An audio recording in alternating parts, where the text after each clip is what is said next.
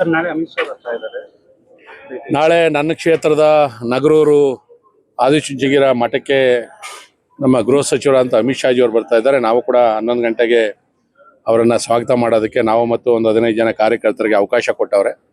ಸ್ವಾಗತವನ್ನು ಮಾಡ್ತೀನಿ. ಅಲ್ಲಿ ಇಡೀ ದೇಶದಿಂದ ನಮ್ಮ ಹಿಂದೂ ಸ್ವಾಮೀಜಿಗಳದ ಒಂದು ದಿನದ 2 ದಿನಗಳ ಕಾರ್ಯಕ್ರಮ ಇರ್ತದೆ. ನಾಳೆ ಪೂರ್ತಿ ಅಮಿತ್ ಶಾ ಅವರು ಆ ಕಾರ್ಯಕ್ರಮದಲ್ಲಿ ಬೆಳಗ್ಗೆಯಿಂದ ಸಂಜೆವರೆಗೂ ಭಾಗವಹಿಸ್ತಾರೆ. ಸರ್, ಈಗ ಗ್ಯಾಸ್ ಸಮಸ್ಯೆ ಕಾಡ್ತಾ ಇರ್ತಕ್ಕಂಥದ್ದು ರಾಜ್ಯದಲ್ಲೂ ಕೂಡ ಜಾಸ್ತಿ ಆಗಿರ್ತಕ್ಕಂಥದ್ದು, ಆಟೋ ಚಾಲಕರಿಗೆ ಹೆಚ್ಚಿನ ಒಂದು ಇದು ಕೇಂದ್ರ ಸರ್ಕಾರ ಆಗಲಿ ರಾಜ್ಯ ಸರ್ಕಾರದ ಸಮಸ್ಯೆ ಅಲ್ಲ. ಇದು ನಮಗೆಲ್ಲ ಗೊತ್ತಿರ್ಬೋದು. ಟಿವಿಯಲ್ಲಿ ನೋಡ್ತೀವಿ, ಸೋಷಿಯಲ್ ಮೀಡಿಯಾ ನೋಡ್ತೀವಿ. ಇವತ್ತೇನು ಒಂದು ಯುದ್ಧ ನಡೀತಾ ಇದೆ ಇರಾನ್ ಮತ್ತು ಅಮೆರಿಕ ಇಸ್ರೇಲ್ ಮಧ್ಯದಲ್ಲಿ, ಭಾಳಷ್ಟು ಕೂಡ ನಮಗೆ ಗ್ಯಾಸು ಪೆಟ್ರೋಲಿಯಂ ಉತ್ಪನ್ನಗಳು ಬರ್ತಾ ಇರ್ತಕ್ಕಂಥದ್ದು ಅಲ್ಲಿಂದನೇ. ಅದ್ರ ಮಧ್ಯದಲ್ಲಿ ಕೂಡ ಇವತ್ತು ಇರಾನ್ ಅವರು ಏನು ಆರ್ವೇಜ್ ಒಂದು ಜಲಸಂಧಿ ಇತ್ತು, ಅದರಲ್ಲಿ ನಮ್ಮ ಭಾರತಕ್ಕೆ ಹಡಗುಗಳನ್ನು ಬಿಡೋದಕ್ಕೆ ಒಪ್ಕೊಂಡು ಹಡಗುಗಳು ಬರ್ತಾ ಇದೆ.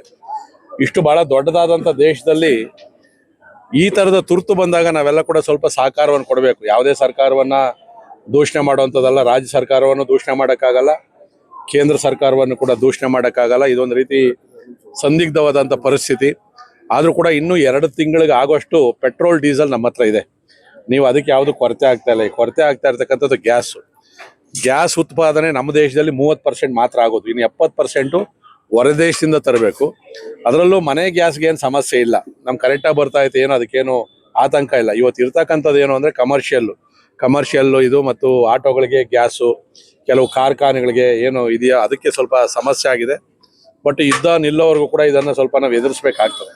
ಸಂಕಷ್ಟ ಪರಿಸ್ಥಿತಿಯಲ್ಲಿ ಇದರಲ್ಲಿ ಯಾವುದೇ ರಾಜಕೀಯವನ್ನು ಬೆರೆಸದೆ ದೇಶದ ಪ್ರಧಾನಿ ನರೇಂದ್ರ ಮೋದಿಯವರು ಪ್ರತಿನಿತ್ಯ ಸಭೆಗಳನ್ನು ಮಾಡ್ತಾ ಇದ್ದಾರೆ. ಬಹುಶಃ ಅವರ ಪ್ರಯತ್ನ ಇಲ್ಲ ಅಂದಿದ್ರೆ ನಾವು ಇನ್ನೂ ಭಾಳ ಘೋರವಾದಂಥ ಪರಿಸ್ಥಿತಿ ಇರ್ತಾ ಇತ್ತು.